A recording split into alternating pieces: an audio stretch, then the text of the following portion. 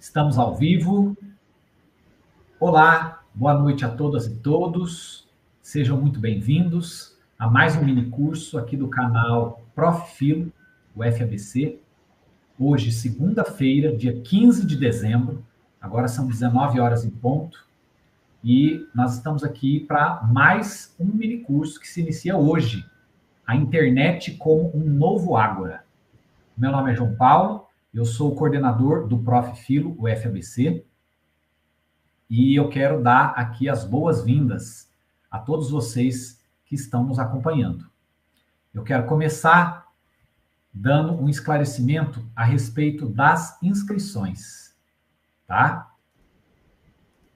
As inscrições, elas estão disponíveis nesse link que está sendo exibido na tela, que também está colocado na descrição do vídeo. Esse link, ele vai levar para essa tela aqui, que está aberta agora. É o SIGA, é o Sistema de Gestão de Atividades Acadêmicas da UFABC. Tá? Você vai selecionar aqui, ó, o ciclo de minicursos, Prof. Filo, Veredas do Ensino de Filosofia. Essa setinha verde aqui no canto direito, tá? Você clica aqui em inscrever-se. E aqui você pode colocar o seu e-mail e a sua senha, caso você já tenha um e-mail institucional da UFABC, ou caso você já tenha feito cadastro nesta plataforma aqui do SIGA. Tá? Caso você ainda não tenha um cadastro ou não tenha um e-mail institucional, você pode clicar aqui, ainda não possui o cadastro. Você vai ser encaminhado para uma outra tela, onde você vai inserir os seus dados, criar um login, criar uma senha. Lembrando que fazer este primeiro cadastro na plataforma de eventos da UFABC não significa se inscrever no evento, tá? A inscrição do evento, depois que você fizer o cadastro, você vai precisar voltar nesta tela aqui, inserir o seu e-mail e a sua senha. Depois que você fez a inscrição no evento, você vai estar inscrito aqui, ainda restam 18 vagas por enquanto, né? Está sendo um evento, um ciclo de minicursos bastante procurado. Você vai clicar nesse quadradinho verde aqui, que está aqui também no canto direito. E vai abrir aqui o submenu do minicurso, a internet como um novo ágora, que começa hoje, segunda-feira, e vai até sexta-feira. São 3 encontros às 19 horas. Aí, você, depois de se inscrever aqui, você vai precisar vir aqui e fazer a inscrição neste minicurso especificamente, tá? Esse detalhe da inscrição é necessário para que você possa, eventualmente, pleitear o certificado, certo? Bom, feitos os esclarecimentos sobre a inscrição, eu passo aqui a uma informação importante. Esse é um evento realizado em parceria com a ABFIL. A ABFIL é a Associação Brasileira de Ensino de Filosofia. É uma associação de caráter político e de caráter cultural que foi fundada neste ano de 2025, junto ao GT da ANPOF. É uma associação que tem por finalidade promover, fomentar o ensino de filosofia em todo o Brasil. Inclusive, neste momento, nós estamos com uma petição online que vai ser direcionada para o Senado brasileiro. É uma das primeiras ações públicas da ABFIL, né? A gente tem o site, que está disponível aqui no link do vídeo e também na descrição do vídeo.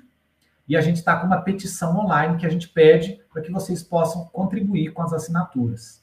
A partir do momento que atingir 20 mil assinaturas, essa petição ela vai passar a ser debatida no Senado. De que se trata? Né?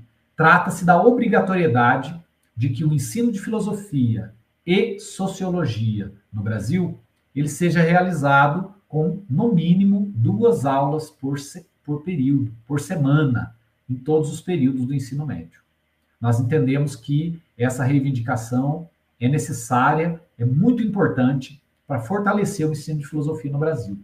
Então, eu aproveito para divulgar a ABFIL para todos aqueles que tenham interesse em conhecer e, eventualmente, se filiar também. Essa filiação é muito importante. E apresentar aqui a petição online.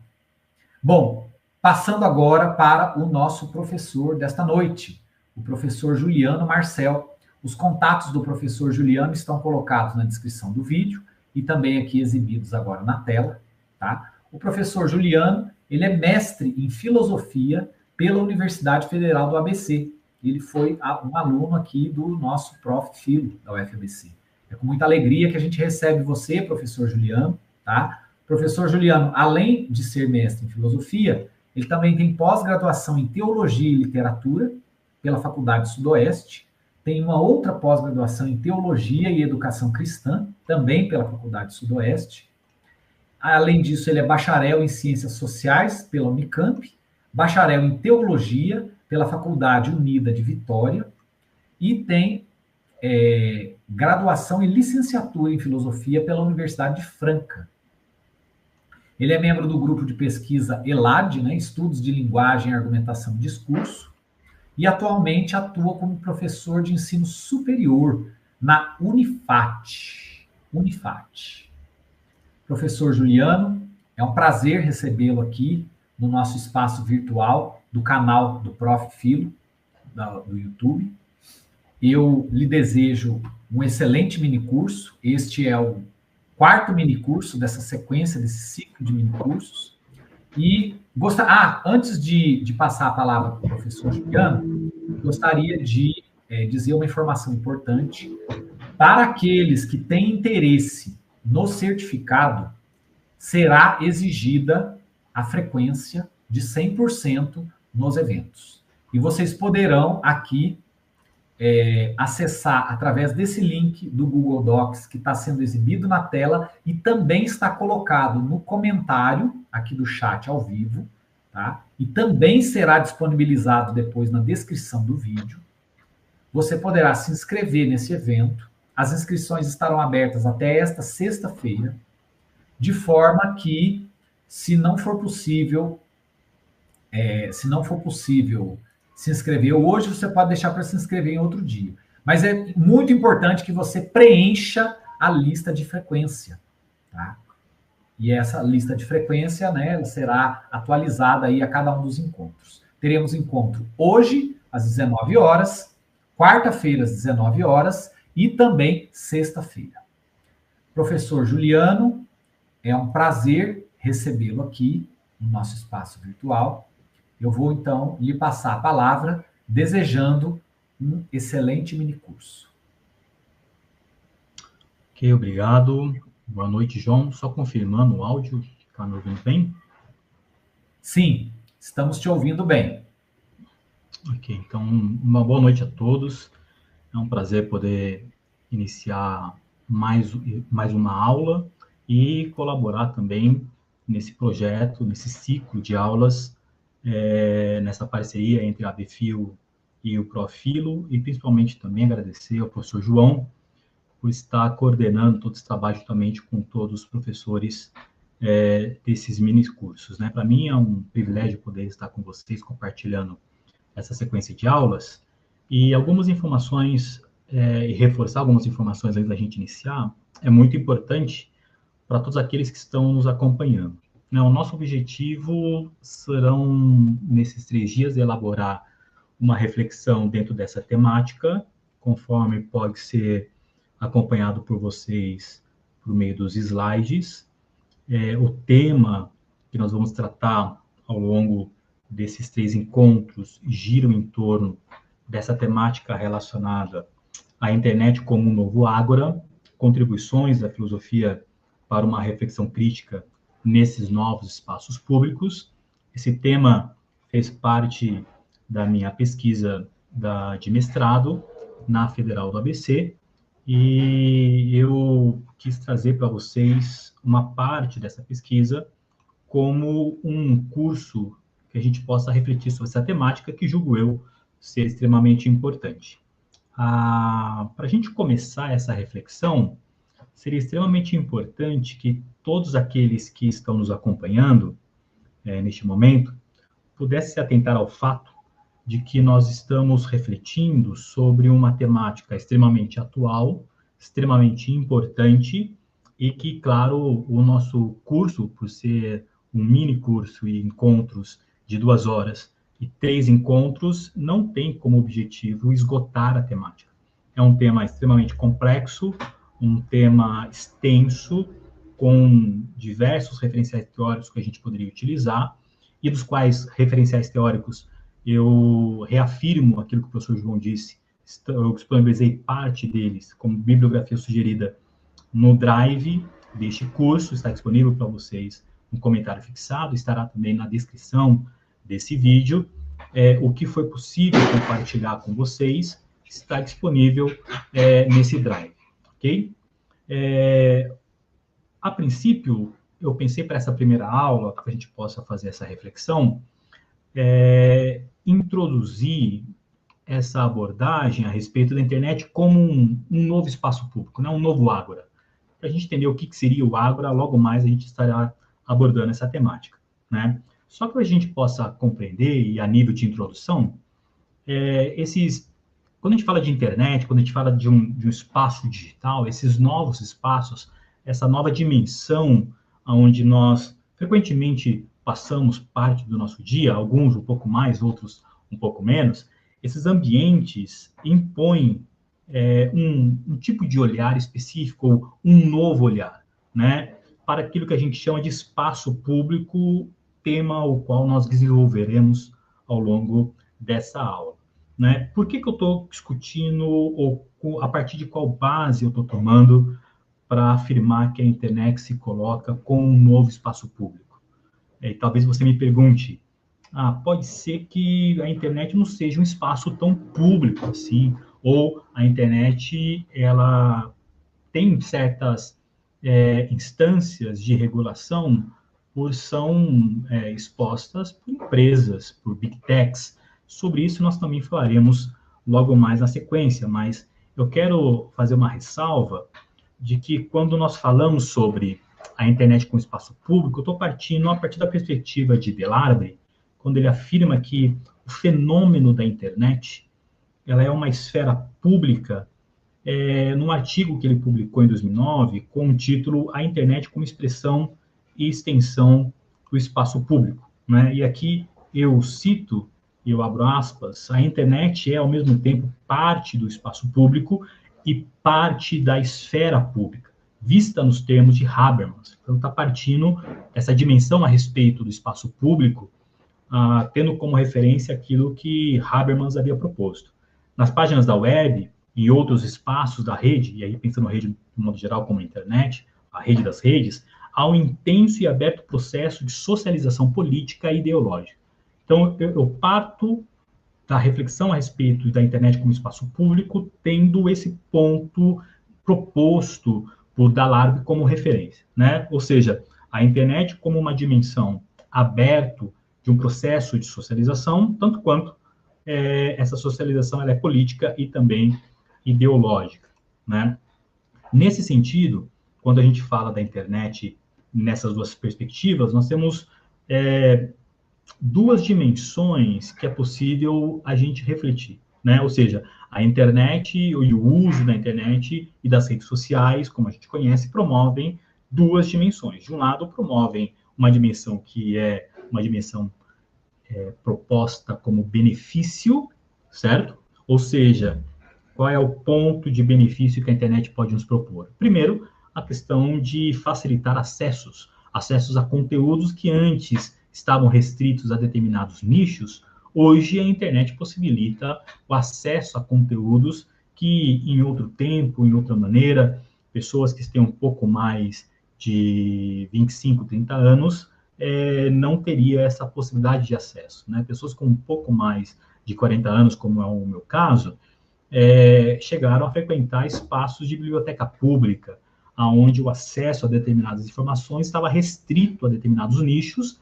Pessoas, dependendo do nível de renda, tinham possibilidades de acesso mais facilitados. Pessoas com uma certa carência de capital tinham esses acessos um pouco mais dificultados. Então, a internet, ela acaba popularizando esse acesso. Ela possibilita com que nós tenhamos acesso a conteúdos que antes jamais teríamos. Por outro lado, também, ela promove como benefício a conexão a pessoas, a facilitação dessa conexão a pessoas que estão muito distantes de nós, né? Então, ela vai aproximar pessoas que antes estavam totalmente distantes. A gente consegue ter acesso a um tipo de conteúdo que ocorre do outro lado do mundo em tempo real. Você consegue dialogar com pessoas que estão em outros países, em fuso horários diferentes, também em tempo real. Isso é um dos benefícios. Então, ela aproxima aquilo que estava distante. Mas ela, como toda transformação tecnológica, ela tem também os seus desafios ou os seus malefícios, que é justamente se, por um lado, ela aproxima aquilo que estava distante, ela vai distanciar aqueles que estavam próximos, ou aquilo que está próximo, né? Ela vai promover, por um outro lado, dentro de espaços circunscritos àqueles que frequentam esses espaços, ela vai promover uma certa tensão de relações, ela vai esfriar as relações, ela vai distanciar pessoas que antes estavam próximas. Um exemplo disso é a gente pensar pessoas que estão dentro de um mesmo espaço social, uma sala de uma casa comum, você percebe que as pessoas, cada uma delas, embora estejam no mesmo ambiente, elas estão frequentando mundos diferentes, porque estão todas elas conectadas ao seu aparelho celular. A gente pode pensar isso também quando a gente faz uma social com amigos, né? Se você faz uma social com amigos, você frequenta determinados espaços e nesses encontros as pessoas levam os seus celulares, chega um momento em que há um certo contato, uma certa sociabilidade, mas em um dado momento, quando você se atentar, essas pessoas, todas elas estão conectadas em seus celulares, ou seja, elas estão próximas, mas ao invés de sociabilizarem entre si, elas, embora estejam próximas, estão se socializando com pessoas que estão distantes, estão vendo vídeos, estão conversando com pessoas que não estão nessa reunião.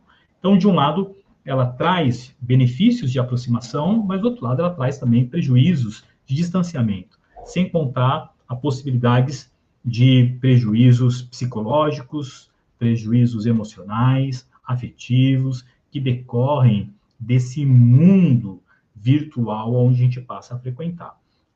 Temas relacionados a benefícios e malefícios, nós vamos desenvolvê-lo ao longo do curso. Mas uma das coisas importantes para a gente considerar o fato que é o impacto dessa transformação a respeito do advento desse espaço público, desse novo espaço público, como nós estamos chamando, que é a internet, entender qual é o impacto que ela promove a respeito da individualidade, da identidade, da formação pessoal de cada sujeito que frequenta essas dimensões, né? Então, por um lado, se aquilo que a gente fala, que é a percepção de si, né, se o que caracteriza a nossa percepção de si e do outro é estar no mundo, porque é no mundo em que a gente entra em contato com quem nós somos, tanto quanto é no mundo que a gente, ocupando um lugar, ocupando espaço, entra em relação com o outro, esses ambientes virtuais impõem um novo desafio para esse ser estar no mundo, né? Porque ao mesmo tempo em que você ocupa um local específico, geográfico, determinado, espacial, físico, de localização, por outro lado, você também tem essa presença que não é material, que não é física, essa presença que é virtual, mas que caracteriza um ser, que caracteriza um estar. Você consegue habitar diversas dimensões, diversos espaços ao mesmo tempo, né? E essa partilha da nossa singularidade, da nossa presença em diversas dimensões e esferas dentro da dimensão da virtualidade, em oposição à dimensão da fisicalidade, da geografia do espaço em que nós ocupamos, se coloca um desafio para todo indivíduo, né? Essa é a razão da afirmação de que esse ser estar no mundo encontra agora um novo desafio para todo sujeito, para todo usuário, né? Se, por um lado, como dizem os sociólogos, né, a construção da identidade se dá no interior de uma teia de relações sociais com as quais o indivíduo entra em contato desde o seu nascimento, aquilo que é chamado de socialização primária, né? O acesso precoce a esses ambientes virtuais, como nós vemos cada dia mais as crianças, perdoe o barulho, tá? Sempre tem aqueles que passam na rua da nossa casa com a moto cujo escapamento é extremamente um barulho sonoro altíssimo, né? Voltando, se aquilo que caracteriza a nossa sociabilidade é justamente a relação que estabelecemos dentro de um contexto de teias de relações sociais internas, aquilo que os sociólogos chamam de socialização primária, o acesso precoce a essas dimensões virtuais, a esses ambientes virtuais, torna-se também um importante fator de formação, de constituição, de caracterização das identidades individuais, né? Que vão, em certa medida, colaborar para que os indivíduos possam construir a si mesmos, bem como construir a sua visão de mundo, seja na sua perspectiva social, seja na perspectiva política, econômica ou religiosa. Essa construção da sua identidade, essa construção de quem você é, passa a ser determinado também por essa influência da sua presença na virtualidade.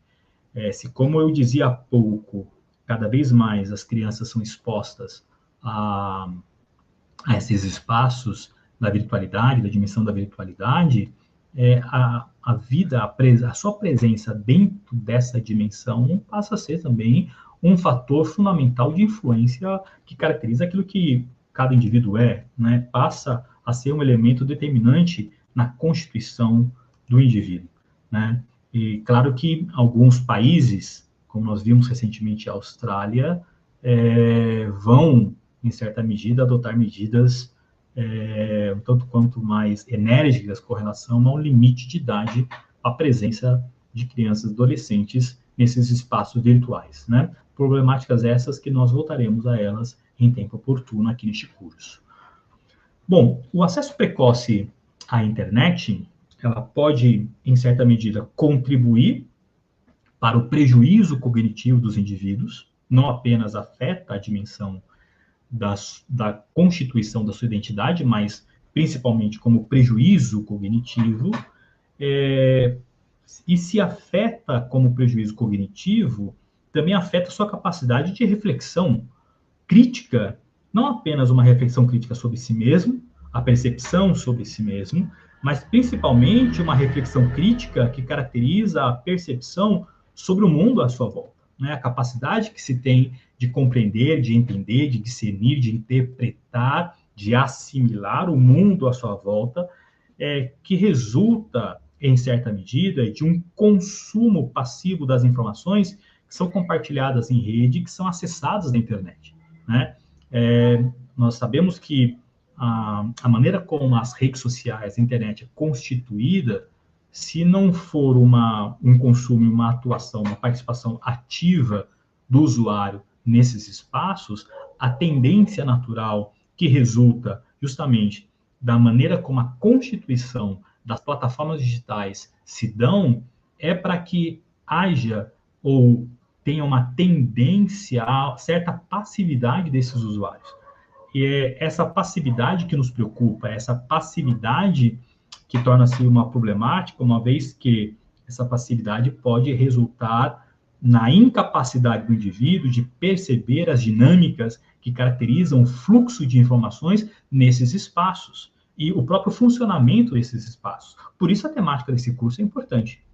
Por isso a gente volta a considerar a temática de como a dimensão que envolve esses espaços é fundamental uma reflexão sobre o valor desses espaços como um espaço público em disputa, né, um novo ágora, essa dimensão de presença, essa dimensão reflexiva que é fundamental dentro desses espaços da internet, rede social, mas principalmente sobre a forma como nós consumimos as informações que advêm desses espaços, né? Se o acesso precoce pode ser caracterizado como prejuízo cognitivo, qual é a estratégia que nós devemos traçar para que o acesso a esses espaços possa ser um acesso ativo crítico reflexivo e não passivo dessas informações, né? Então, nós estamos fazendo essas problematizações porque justamente essas questões que são fundamentais a gente considerar, a gente pensar,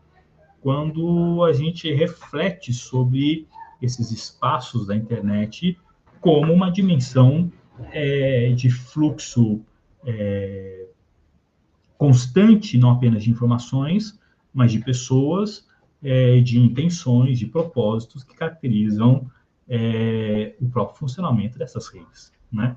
Diante desse cenário, uma coisa importante a gente pensar, considerar para a gente entrarmos um pouco mais a fundo no nosso curso, né? A gente pode refletir o seguinte, né? Se o consumo dos conteúdos na internet impõe uma certa passividade de seus consumidores, como acabei de afirmar, poderia a filosofia estimular os indivíduos a um posicionamento ativo ante os conteúdos disponibilizados e acessados nas redes sociais? Se esses espaços virtuais se tornaram um novo ambiente de discussão pública, e é isso que nós estamos propondo, essa é a nossa tese, né? Essa é a nossa hipótese, poderia a filosofia contribuir e, em certa medida, munir os indivíduos para que possam exercer uma reflexão crítica no consumo de conteúdos oferecidos na internet? Para que a gente possa propor uma resposta para essas considerações, é fundamental a gente pensar na importância da filosofia como uma área que dispõe de um amplo aparato instrumental, ferramental, capaz de estimular, capaz de fomentar a reflexão crítica e enfrentar, em certa medida, os desafios que se impõem à sociedade em tempos de maior conectividade, né? Como nós procuraremos demonstrar ao longo desse curso. Antes de entrarmos diretamente no nosso curso, até porque, propriamente dito, até agora nós fizemos apenas uma introdução, eu queria reafirmar para vocês, todos aqueles que estão nos acompanhando, se você tiver algum tipo de questionamento, algum tipo de pergunta a ser feita em algo que nós iremos tratar aqui, você pode fazê-lo, tá bom, no chat, e o professor João, em tempo oportuno, irá disponibilizar essa pergunta e nós leremos a sua pergunta e iremos propor uma resposta para os questionamentos que forem propostos no chat, tá bom? Eu vou continuar a exposição da aula, mas em certa medida eu vou interromper para que, caso haja alguma pergunta feita até esse momento, ou algum comentário significativo, a gente possa fazer a leitura desse comentário e possa também fazer a resposta do questionamento que for feito, tá bom? Então, pode deixar a sua pergunta diretamente no chat, e assim que nós avançarmos um pouco mais na explanação do conteúdo, nós iremos separar um tempinho para que você possa fazer para que sua pergunta, o seu questionamento possa ser lido por nós, ok? Bom, continuando, enquanto ainda não há nenhum tipo de pergunta ou comentário, nós vamos continuar aqui.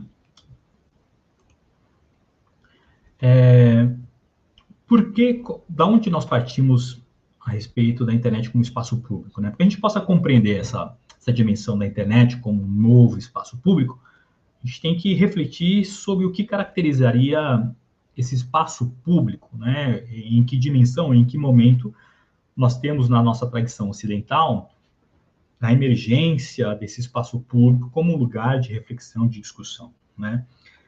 Na polis grega, de modo geral, a política ela era estabelecida entre os iguais, né? Lembrando que nós somos devedores dessa tradição, dessa influência grega, desses espaços de discussão que estão presentes no nosso mundo contemporâneo, mas que tem ecos, que traz os seus elementos, muitos dos quais compõem os nossos espaços públicos de discussão, são herdeiros de uma tradição greco-romana, né? Então, nós estamos falando aqui do século, aproximadamente entre o século VII e o século V, antes era comum, na Grécia Antiga, era um local geográfico, num tempo específico, em que começa a se emergir esses espaços de discussão na medida em que a polis vai se consolidando, as cidades-estados vão se consolidando, e as discussões no espaço público passam a ser algo fundamental dentre, a princípio, os primeiros legisladores, até que isso se ganhasse contornos mais participativos, especificamente mais em Atenas, na época de Péricles, né, um dos últimos monarcas da cidade de Atenas. Né? Então, é desse período que quando eu falo de cidade grega, de polis, essa discussão entre os iguais, a participação entre os iguais, é desse período do qual eu estou me referindo. Tá? Entre aqueles que... Quem são esses iguais? Esses iguais são aqueles que habitam um espaço igualitário, onde partilham das decisões por meio da palavra, né? Em grego, logos. No contexto grego, lá no século V, nós temos essa presença muito consolidada da discussão do ágora, do espaço público, né? Só que essa participação popular, ela não era restrita ao espaço da Assembleia em si, né? As discussões políticas, elas eram antecipadas por discussões que ocorriam no espaço público, no contexto grego chamado de ágora, né? A praça pública, local onde ocorriam as discussões comuns, as feiras, onde as pessoas que estão vindo de outros locais, os viajantes, os comerciantes também estão postos nesses ambientes, certos religiosos, filósofos, para quem já tem uma certa proximidade com a filosofia, os sofistas, né, um espaço muito frequentado pelos sofistas, e na tradição platônica, um espaço frequentado pelo personagem platônico identificado como Sócrates, né? Então, nesse local, a praça pública, o ágora, é o local onde as discussões sobre a política da cidade, sobre as leis, né, que seriam votadas na Assembleia,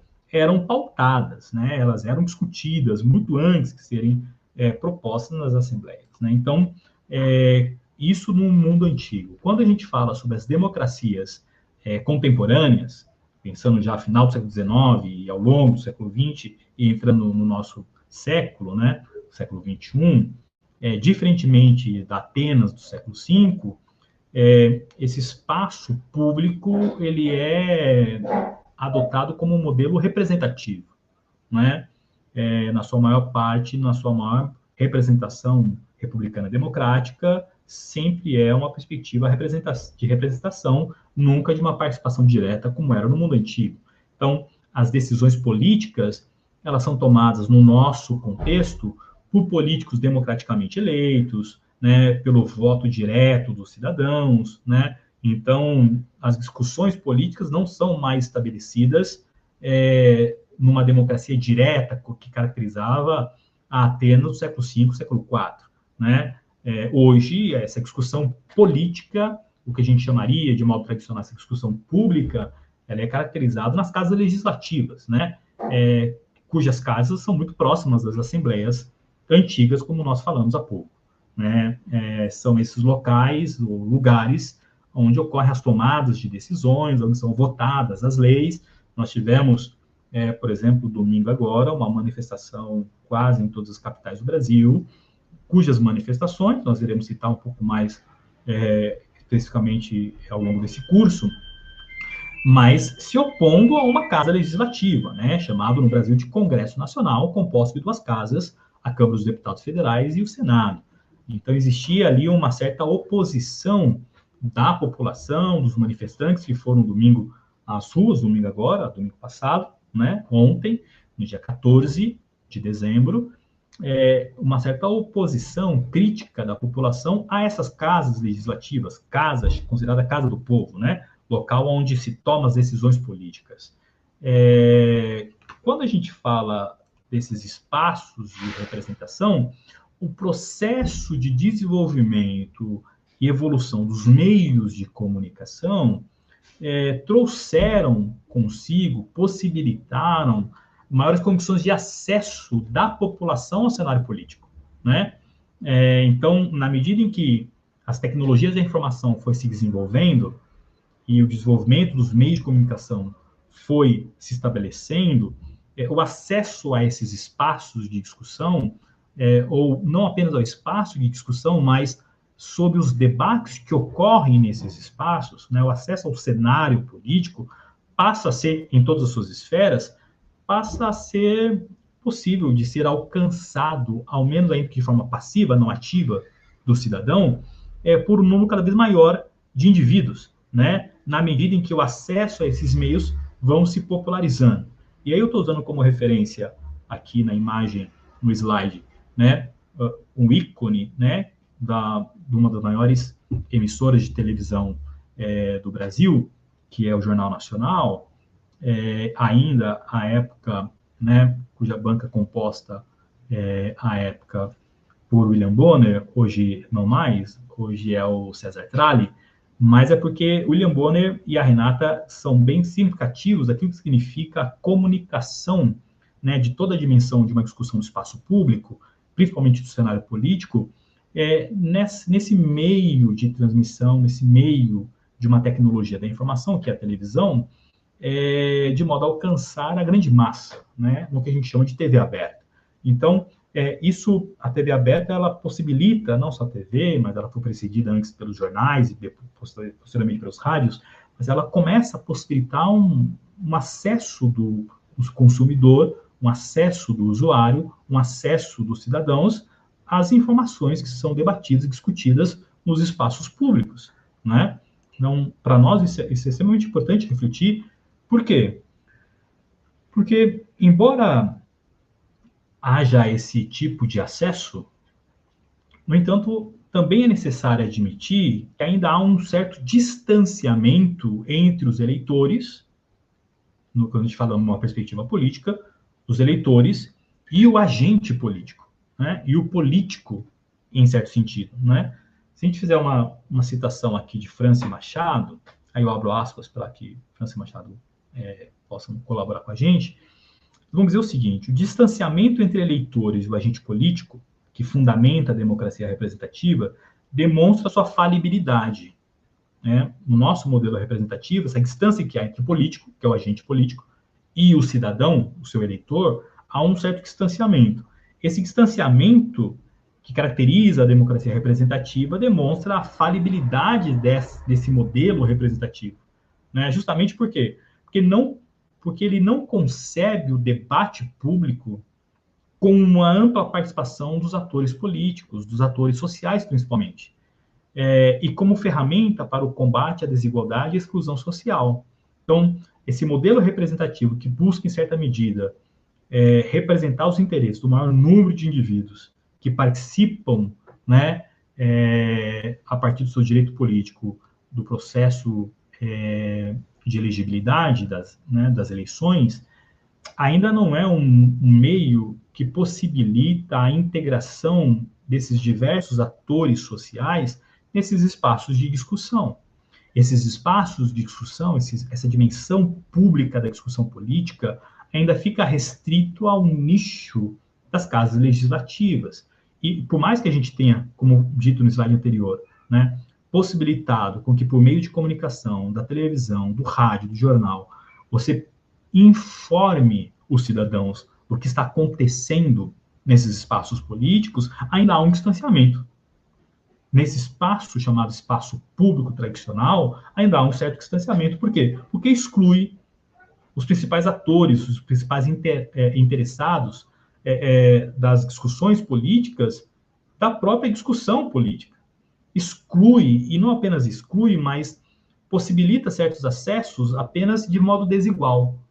Os acessos a esses espaços também são desiguais. Existe uma desigualdade no acesso desses espaços onde ocorrem essas discussões. Se a gente considerar o que foi afirmado agora por Franci Machado, é extremamente importante a gente considerar o fato de que o direito à cidadania, né, nas democracias contemporâneas tenham sido amplamente difundido entre os cidadãos, a partir de um princípio muito caro aos iluministas e que para nós é fundamental, principalmente no Brasil, quando a gente parte da perspectiva da chamada igualdade jurídica, né, que no Brasil se caracteriza pelo artigo 5º da Constituição Federal, embora haja essa ampliação do direito político a todos os cidadãos, que caracteriza essa igualdade, a efetiva participação política desses cidadãos nos espaços de discussão, de tomada de decisões, e cujas discussões que ocorrem nesses espaços estão se dando em pautas ou sobre pautas que afetam diretamente as suas vidas, ainda esbarra numa dificuldade de acesso a esses espaços, né, por esses cidadãos. Então, embora um cidadão tenha o direito à participação política de modo efetivo, cujo direito é garantido a ele pela própria Constituição, a participação política lhe é impedida na medida em que ele não consegue ter acesso aos espaços de discussão, espaços estes que constituem a discussão, que vão afetar diretamente as suas vidas, pautas que são discutidas que afetam diretamente o direito de ir e vir, afetam os direitos trabalhistas, afetam o direito intrínseco à própria dignidade e identidade do ser humano. Essas discussões não são ampliadas. Então, são negadas a esses indivíduos a própria participação nessas discussões políticas, né? Então, esses espaços não possibilitam a efetiva discussão pública, ok? Por isso que é fundamental a gente considerar que a participação nesses espaços existe um determinante que condicionam, que é tempo. Tempo. No mundo antigo também era o tempo. Não era todo mundo, naquela Grécia do século V, na Atenas do século V, não era todo mundo que participava, que tinha tempo para participar. Exigia-se do participante um certo ócio. Ócio era o tempo dedicado para a prática política, para a reflexão, para a elevação da alma, né? Somente pessoas que não se ocupavam da atividade laboral que dispunham de tempo para participar da política. Por isso que Renato Giannini Ribeiro, um importante professor e que foi ministro da Educação e pesquisador da Atenas do século V, século IV, ele vai afirmar que a participação política em Atenas do século V, século IV era mínima, né? Entre aqueles que detinham direito de participação, não chegava a 10%. Por quê? Porque demandava de tempo. Para você participar da política, exige tempo. Se a gente pensar que hoje, no nosso contexto contemporâneo, essa participação política não mudou muito. Existe tempo, né?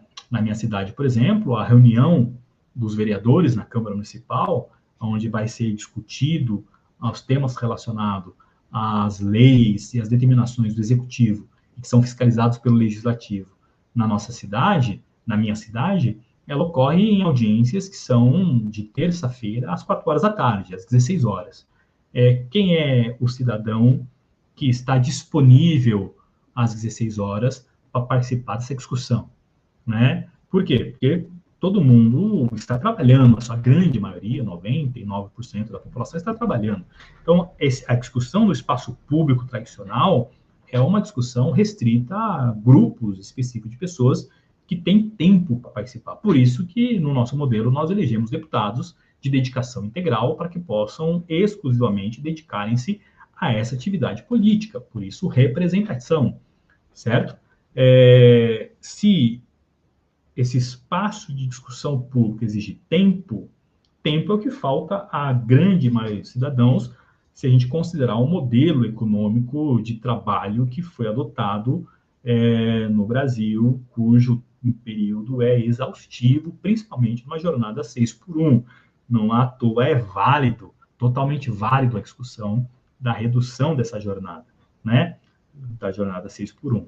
E claro que, nesse sentido, essa participação política já é restrita às poucas pessoas, aos poucos indivíduos que possuem acesso aos meios de comunicação que possibilitariam a eles informações acerca do que está acontecendo no cenário político, necessariamente tinham que esperar o retorno para casa, para que eles pudessem assistir aos telejornais, para se informar, comprar um jornal ou ouvir um rádio, né, um programa jornalístico numa estação de rádio, né? E claro que isso só é possível para quem tinha condições de acessar esses meios, né? Vamos lembrar que quando esses meios começam a ser difundidos, essas tecnologias são muito restritas a poucas pessoas. Posteriormente, com o tempo, que vão ganhando uma certa popularização, e com essa popularidade, isso possibilita com que os indivíduos possam ter maiores acessos, né? E aí, claro que esse movimento de informação desses meios vão se transformando, né? E aí, para a gente chegar aonde nós objetivamos aqui na nossa aula de hoje, o advento da internet e das redes sociais e a sua popularização a partir dos anos 2000, principalmente, né, na virada do século e na virada do milênio, trouxeram uma nova dinâmica para a vida social, tornando-se parte integrante do cotidiano dos indivíduos. Isso é fundamental para a mudança no cenário da discussão, no modo de se fazer, como nós falamos há pouco, não apenas individual, mas principalmente nos espaços de discussão pública, né? Por quê? Porque isso tem um impacto cotidiano na vida dos indivíduos, e não apenas na vida dos indivíduos, mas de como o debate e a discussão pública vai se dar. No Brasil, a facilitação de aquisição dessas tecnologias da comunicação e informação, né, ou na informação e comunicação, chamadas TIC, né, foi ampliada significativamente na medida em que condições econômicas se tornaram favoráveis, né, para que os indivíduos pudessem adquirir esses meios. A gente pensar os eletrodomésticos, televisão, rádio, posteriormente os meios de telecomunicação, quando as empresas, os serviços de telecomunicações começam a se popularizar, e os chamados, à época, telemóveis, né? Com a ampliação desses serviços, né, o fornecimento desses serviços e o uso dessas redes, né, por empresas, por instituições governamentais, as informações sobre economia, sobre a política e o cotidiano nacional passam a ser também amplamente veiculados na internet e nas redes sociais. E na medida em que você vai personalizando, né, o acesso a essas informações também vão se transformando em informações personalizadas aos indivíduos, né? Isso nós não podemos ignorar esse fato, né? Então, em certo sentido, a popularização, né, do acesso à internet trouxe significativa mudança nas dinâmicas da vida cotidiana desses indivíduos e a sua relação com este novo espaço. Impôs uma nova configuração, né? Esse espaço que até pouco tempo era restrito a determinados grupos que tinham recursos, na medida em que os serviços de telemóveis, né, chamados de telefonia e acesso de conexão à internet vai se popularizando, e as tecnologias de computadores, notebook vão também se popularizando, as pessoas passam a ter acesso a essas tecnologias acabam proporcionando uma nova dinâmica na vida dos seus usuários, tanto quanto a relação do indivíduo com esses espaços sofre um impacto significativo, né, naquilo que vai ser chamado popularmente de um mundo virtual, né? Então, isso aqui é extremamente importante para a gente refletir. Por quê? Porque isso vai possibilitar aos indivíduos acesso a diversos serviços, né? O acesso ao entretenimento, a ampliação do acesso à informação, a possibilidade da intensa comunicação instantânea, foram disponibilizados e ampliados com a internet, mas também, e por outro lado, foram ampliados principalmente com o advento das redes sociais, né? A gente pode pensar lá atrás o chamado MSN, né, Messenger, né, e depois o Orkut e etc. Na medida em que você tem uma certa popularização das redes sociais, você tem uma mudança radical na dinâmica da vida dos indivíduos, né? E aqui é um ponto importante, por quê? Porque a necessidade de estar conectado e participar dessa nova dimensão, onde novos encontros foram possibilitados de forma ampla, passa a ser a regra e não mais a exceção, né? Hoje, os indivíduos não estarem conectados passa a ser justamente algo como exceção. Indivíduos que não têm um perfil no Instagram, e algumas pessoas, inclusive, afirmam que não estar presente nas redes sociais é não estar presente no mundo, né? Há uma exigência de que você necessariamente tenha que ter uma marca, um perfil registrado em todas as redes sociais, de modo que você possa estar conectado com tudo e com todos, né? E é claro que isso impõe uma dinâmica radical na vida dos indivíduos. Se, por um lado, a internet e as redes sociais se tornaram parte integrante do cotidiano dos indivíduos, conhecer o impacto deste fenômeno naquilo que até então era conhecido como esfera pública, tradicional, os espaços de deliberação e discussão que há pouco nós falamos, nesses espaços de representatividade das casas legislativas, né, local do debate político, do debate econômico, do debate social, e, claro, a sua ampliação para a dimensão em rede, né, torna-se fundamental. E o que nos importa aqui? Né? Porque, se você percebeu, eu estou percorrendo um caminho de mostrar, a princípio, o que seria esse espaço público, como que ele ganha contornos a partir do advento da internet, e, claro, para o que nos importa nesse curso, o impacto disso na vida das pessoas. Né? O que nos importa aqui é introduzirmos esse conceito de espaço público a partir dessa nova configuração. Né? E como que se dá essa dinâmica desses espaços no nosso contexto. Né? Então, para que a gente possa compreender, quando eu falo sobre espaço público, eu estou falando sobre essa dimensão da vida social, que é diferente daquilo que até então era proposto, certo? Então, em termos apenas conceitual, o uso que nós estamos fazendo de espaço público nesse curso não é aquele proposto pela compreensão de que o espaço público é a dimensão do espaço urbano, onde ocorrem as relações comerciais, onde as pessoas moram, tem circulação de indivíduos, espaço de produção material, ou propriamente de rua. Em certa medida, essa dimensão caracteriza o espaço público material, físico, externo à dimensão das redes, em certa medida vai participar também das redes. Mas não é acerca disso que nós estamos falando quando nós falamos sobre espaço público. Então, agora, o curso começa a se afunilar para aquilo que é conceitualmente o propósito da nossa discussão aqui nesse espaço, ok? Quando nós falamos de espaço público, nós estamos partindo de uma perspectiva filosófica do espaço público, né? E, claro, que sem nenhuma pretensão de esgotamento do tema, né? E quando eu falo de espaço público numa perspectiva filosófica, eu me refiro ao lugar da dimensão social, não apenas daquela parte da perspectiva da construção da cidade, né, física, material, mas da construção da cidade enquanto a construção da própria cidadania, né, da construção da política, do político, esse espaço público que é caracterizado como espaço do desenvolvimento e o próprio exercício da civilidade e da construção dos sujeitos sociais e também dos sujeitos de direito, como diz Hannah Arendt, né? Sujeitos de direito. Então, quando eu falo de espaço público, eu estou me referindo a este lugar, certo? Um lugar de uma dimensão social, da construção da cidade, da cidadania, da construção política e do político, e, claro, da construção dos sujeitos sociais e da construção desses sujeitos de direito, né? Portanto, não se trata exclusivamente dos espaços geográficos, né, oficiais, onde os debates acontecem, não apenas das casas legislativas, não apenas dos espaços específicos destinados especificamente a esse propósito da discussão, né? Eu estou falando de todo e qualquer espaço que é compartilhado por uma coletividade.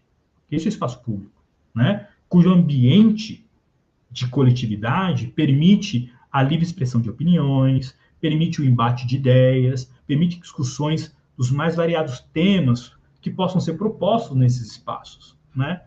Se nós formos fazer uma citação de Hannah Arendt, né, nós diríamos o seguinte, abro aspas, o termo público significa o próprio mundo em que vivemos. Então, segundo Hannah Arendt, o que seria essa dimensão do público? É o mundo em que vivemos, né? Continuando, sendo, contudo, um espaço limitado e vinculado à atividade humana, sendo, portanto, um artefato humano que possibilita uma interconexão entre pessoas, o dissenso, o debate, ou o ouvir e expor opiniões que configuram ações práticas necessárias à boa convivência humana. Quando a gente fala de espaço público, falando nessa perspectiva de Hannah Arendt, é esse espaço da deliberação, da discussão, esse espaço que é um espaço puramente humano, certo? Onde as conexões se realizam e se fazem. É desse espaço que nós estamos falando, ok? Então, quando falamos de espaço público, estamos em concordância com Hannah Arendt, nos referindo a esse ambiente onde exista a atuação ativa dos cidadãos, discutindo, deliberando sobre questões de ordem pública, tanto quanto é a dimensão onde a discussão sobre o social e a discussão sobre direitos, sobre representatividade, sobre cultura, sobre inclusão, vão permear esses debates. É esse espaço público ao qual nós nos referimos aqui nessa aula, ok? A democracia, portanto, ela é a melhor configuração política que permite a existência desses espaços, né? Porque são ambientes caracterizados pela possibilidade de embates retóricos, de embates discursivos, que decorrem das diversas opiniões propostas em razão da diversidade. Democracia como espaço de representação da pluralidade, do reconhecimento do outro como espaço de participação, e principalmente cuja participação é ativa e seja uma participação vocalizada, é fundamental para nós a reflexão de que esses espaços sejam espaços que possibilitem uma ampla participação. Por isso, a democracia passa a ser fundamental, né? Ela não é a melhor dos modelos políticos, né, de organização de Estado ou de uma república, mas ela é a menos pior e é a que possibilita uma maior participação dos indivíduos na sua representação, da sua diversidade. A internet, nesse sentido, como de Silva, né, Silva fala que os integrantes de uma comunidade, ou seja, aqueles cujos direitos lhes permitem participar dos debates e os embates nos espaços públicos, devem ser respeitados por possuir igual direito de fala e deliberação em relação aos demais. Então, aqui é uma síntese do que seria uma democracia, um espaço de discussão, né? Espaços onde possibilitam com que os integrantes de uma comunidade possam deliberar, possam discutir, possam se expor, possam falar, e que tenham igual direito de fala, né? Então, nesses espaços, reconhecer o outro e reconhecer no outro o direito à fala e à deliberação são fundamentais nesses espaços públicos. Passa, portanto, a partir de uma perspectiva da alteridade. O reconhecimento do outro e o princípio de alteridade como um detentor de direito, e aí desse outro como um detentor de direito de fala, e aqui eu volto a um conceito fundamental de Hannah Arendt, que é os sujeitos que têm direito a ter direito, reconhecer no outro um sujeito que tem direito a ter direito, o direito à fala, o direito às ideias, o direito à opinião, o direito à expressão, o direito a ser, o direito a se portar, a se pôr no mundo, tanto quanto ou igual a mim, é fundamental nesses espaços de deliberação, nesses espaços políticos. E isso só é possibilitado pela democracia. E eu quero voltar em Silva novamente, porque corroborando com ele a afirmação de que nesses espaços públicos, o reconhecimento ao direito de se expressar e se manifestar publicamente se efetiva na medida em que este mesmo indivíduo considera a participação dos demais. Não é possível falarmos sobre espaço público de participação democrática se não há consideração do outro como igual.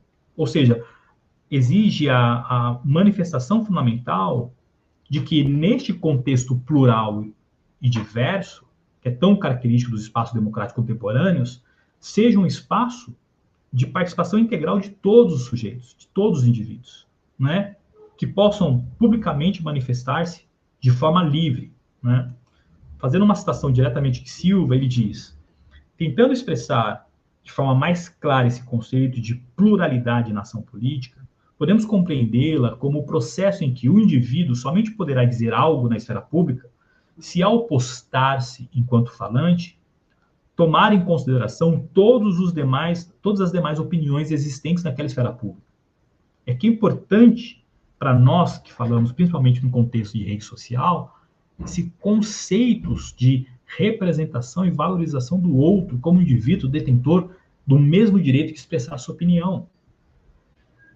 Ainda que essa opinião seja contrária e crítica à nossa, à sua. Continuando com Silva, certamente a esfera pública estará completamente obliterada se for constituída sob bases unilaterais e autoritárias, ou mediante uso de mecanismos comunicacionais voltados à manipulação da opinião pública. E esse final aqui da citação de Silva é fundamental para o nosso curso, para aquilo que nós estamos propondo discutir aqui. Que a possibilidade de que nesse espaço público haja mecanismos comunicacionais de manipulação da opinião pública. Então, para que nesses espaços sejam verdadeiramente democráticos, e esses espaços sejam espaços que considerem o outro como um detentor do direito de fala, do direito de se expressar, é fundamental considerar o fato de que nesses espaços não é possível colocar-se, né, ou pretender colocar-se como único detentor do direito de fala, muito menos que o seu posicionamento, opinião, seja uma única voz a ser ouvida, que não haja dissonância, que não haja discordância. E aí eu coloquei uma imagem que para nós é muito significativo, pelo menos para mim, que aconteceu na semana passada, que é justamente na terça-feira, no dia 9, próximo agora, semana passada, o deputado federal Glauber Braga, ele foi retirado à força do plenário da Câmara, foi agredido pela Polícia Legislativa, justamente porque ele ocupou a mesa do presidente, fazendo uma fala, um discurso extremamente destoando do presidente e denunciando o presidente e o seu vínculo com Arthur Lira. Então, o que a gente está vendo nessa imagem é a tentativa do silenciamento da opinião divergente, daquela opinião, da voz que destoa. E quando a gente fala de espaço público, esse tipo de tratamento de violência não é possível ser considerado. Eu estou falando isso porque a gente está falando aqui, e eu estou mostrando uma imagem de um espaço, de uma agressão no espaço público, né? Que é uma agressão física, mas que a gente vai ver, inclusive, na próxima aula, como essa violência que caracteriza, ou que pode caracterizar o espaço público, físico, passa a fazer parte também do espaço público em rede, na internet.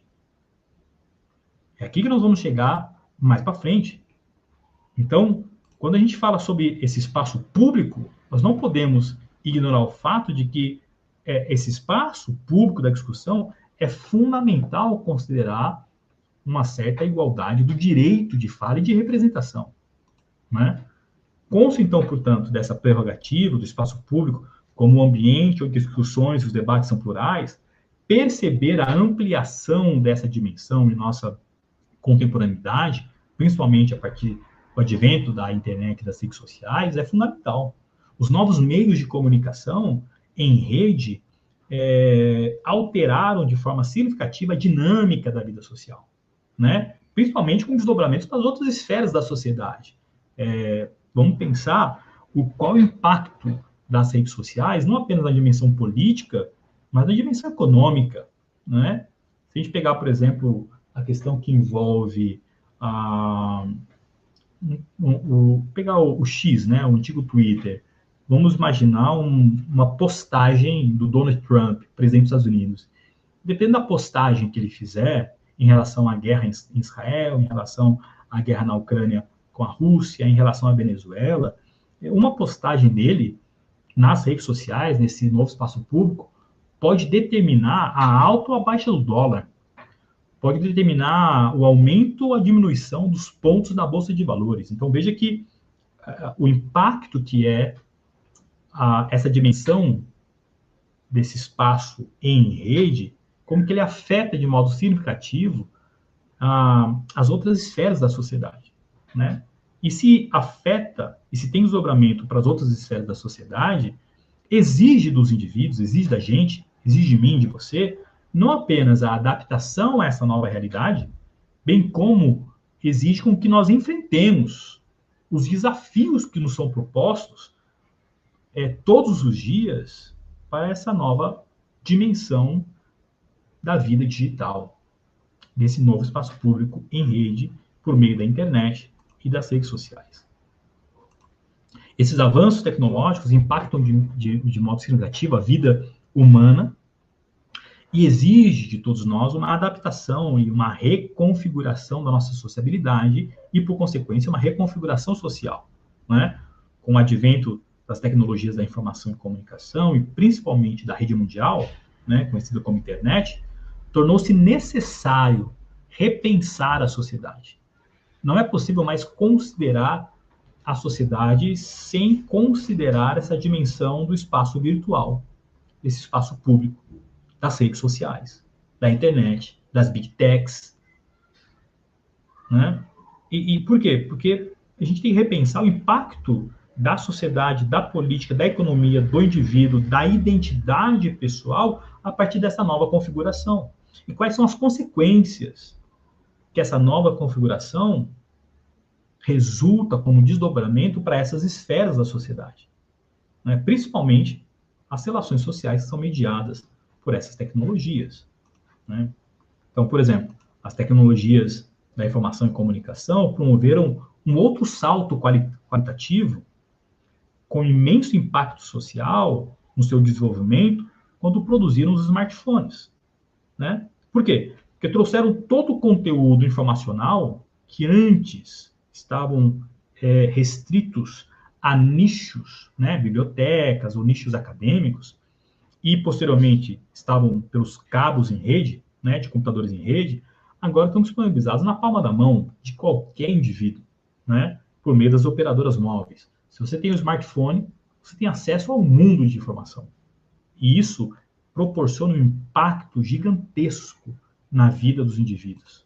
Essa nova configuração tecnológica produzida, né, pelas tecnologias de informação e comunicação, ampliou mais ainda a dimensão do espaço público, que antes era restrito aos espaços ditos oficiais, né, a dimensão da política e da imprensa posteriormente. Agora, com o advento das TICs e dos computadores em rede, e principalmente agora com cada indivíduo de posse no seu smartphone, na palma da sua mão, permitiu a cada indivíduo, a qualquer usuário, que ele pudesse expressar a sua opinião, expressar o seu consentimento, o seu descontentamento político, os seus gostos, as suas preferências e, principalmente, produzir a sua própria narrativa. Ou seja, o espaço público, que antes era restrito aos espaços, como nós havíamos falado, o espaço político das casas legislativas, ou que nós chamávamos de espaço público, essa dimensão que era o espaço das mídias, das imprensas, né, da imprensa, dos jornais, das empresas de telecomunicação, agora ganha contornos de universalidade na medida em que cada usuário, com um smartphone na mão, passa a ser o produtor do seu próprio conteúdo. E como produtor do seu próprio conteúdo, ele passa a determinar também o quê? Determinar qual é o conteúdo que as pessoas com as quais ele tem acesso em rede possam ter acesso às informações que dele são compartilhadas. Isso tem um impacto gigantesco nessa dimensão do espaço público, principalmente com o advento dos chamados influencers digitais, né? Coisa que nós falaremos e voltaremos a ela há pouco, né? Essa nova realidade da popularização do acesso à informação pode ser descrita, né, eu impresso aqui o termo do Pierre Levy, como um dilúvio de informações, né, cujos conteúdos hoje estão amplamente disponíveis e ao acesso de um toque na tela dos smartphones. Então, é um dilúvio de informações. Eu tenho um amigo que fala o seguinte: hoje nós temos um acesso a muita informação, mas com nenhuma capacidade formativa de interpretar essas informações. Esse tipo de comentário ele resulta de uma compreensão e de um entendimento que muitos compartilham de que hoje nós temos os chamados, se antigamente tínhamos analfabetos funcionais, hoje nós temos analfabetos digitais, que têm acesso a muita informação, mas não sabe como aproveitar de toda essa informação para a sua própria formação intelectiva, reflexiva, crítica. O acesso a muitas informações, ou, nas palavras de Pierre Levy, a um dilúvio de informações, não garante aos indivíduos, não garante aos usuários desse espaço, aos frequentadores desse espaço, condições intelectivas de utilizar dessas informações para a sua própria formação. E isso é uma problemática que se impõe e que deve ser objeto de reflexão, de discussão, de análise, do qual nós estamos propondo nesse curso, né? Os efeitos da tecnologia, da informação e da comunicação na sociedade contemporânea e as diversas possibilidades, né, como a de reproduzir as formas de vida em sua diversidade possibilitada e ampliada pelos diversos apps que compõem, né, os smartphones, são estranhos aos filósofos que trabalharam os conceitos conhecidos como mundo da técnica, né? E eu uso aqui o termo mundo da técnica dos teóricos críticos da escola de Frankfurt, né? Como foi proposto, por exemplo, em Habermas, na sua obra A Técnica e Ciência como Ideologia. Né? Os filósofos que lá atrás trabalharam a dimensão de uma racionalidade instrumental no contexto e no momento em que eles viviam, não podiam imaginar que no desenvolvimento tecnológico, essa tecnologia produziria esse espaço do qual nós estamos tratando aqui, cujo efeito implica numa mudança radical e significativa no modo pelo qual a gente vive em todas as dimensões.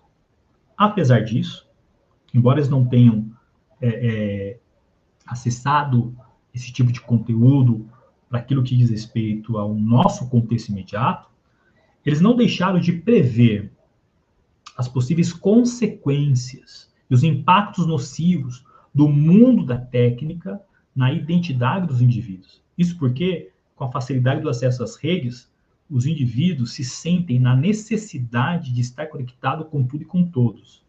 Aquilo que eles chamariam de cultura de massa, né? Nas palavras de Adorno e Horkheim, a chamada indústria cultural que produziria uma cultura de massa, né? Ou, se a gente fosse pensar a partir dessa perspectiva os desdobramentos desses conceitos para a nossa contemporaneidade,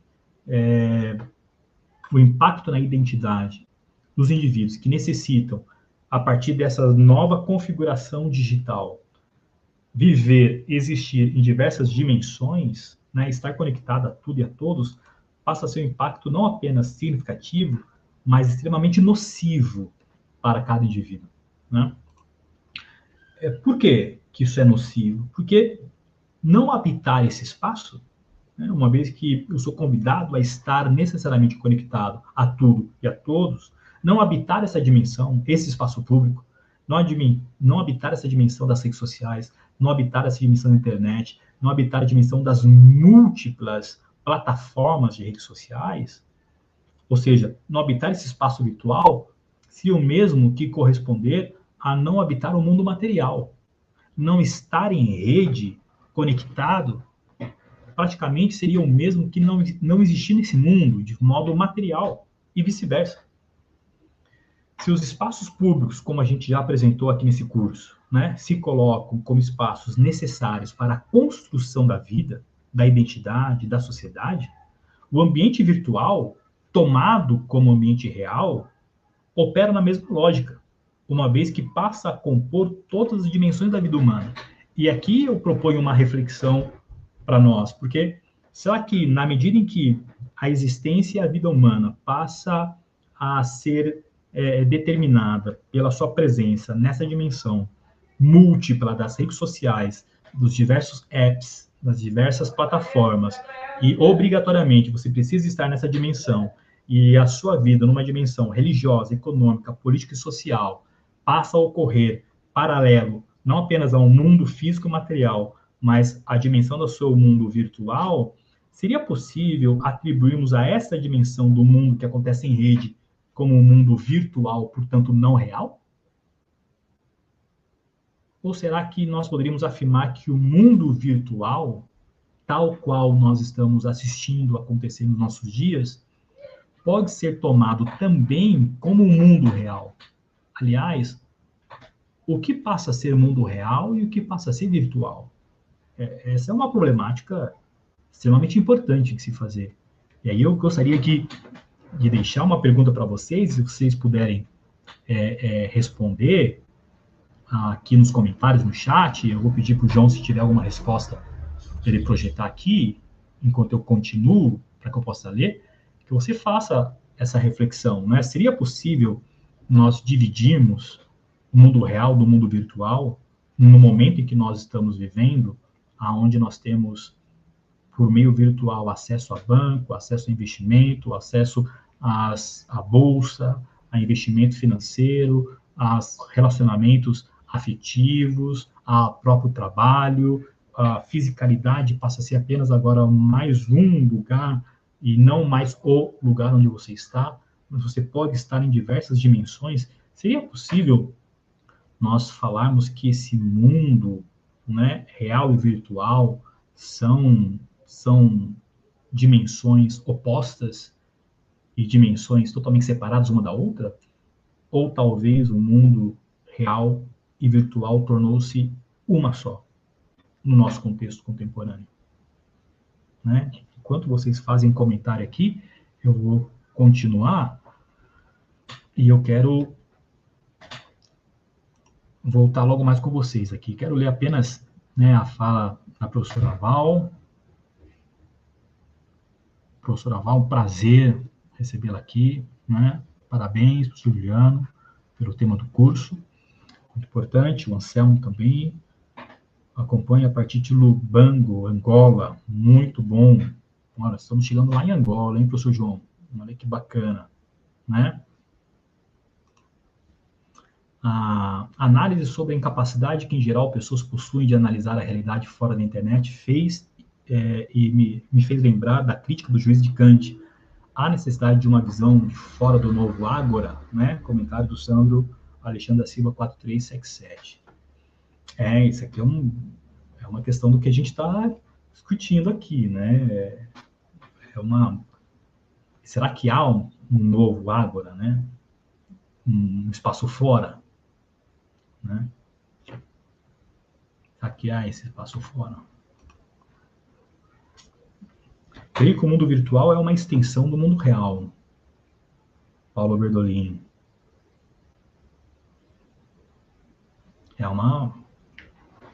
Hoje tornou-se uma extensão, de acordo com Paulo Berdolini. Aquilo que antes dividimos muito bem como realidades totalmente opostas, né? Hoje passa a ser uma extensão do mundo real. Será que podemos tomar isso como uma afirmação? Continuando aqui.